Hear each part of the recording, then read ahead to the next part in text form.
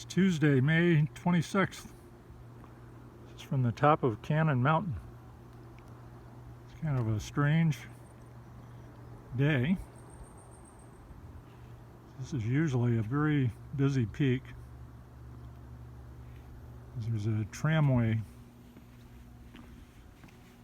that normally comes up here, but of course it's shut down.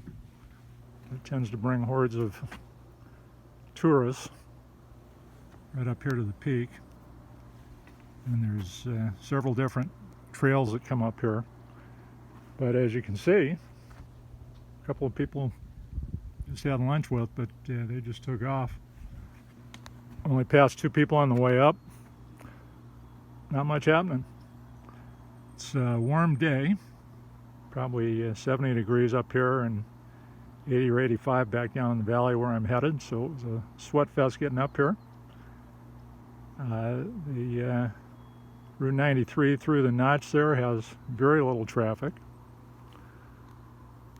Franconia Ridge still has a fair bit of snow on it, and although it's real warm today, a lot of the trails up here still have snow and ice, which makes it a little tricky, but there's not so much that you can't work your way around it.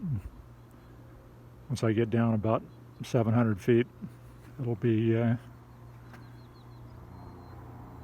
no more snow and ice, and it's not too bad getting down after that. So that's the report on an early spring hike in the era of the pandemic.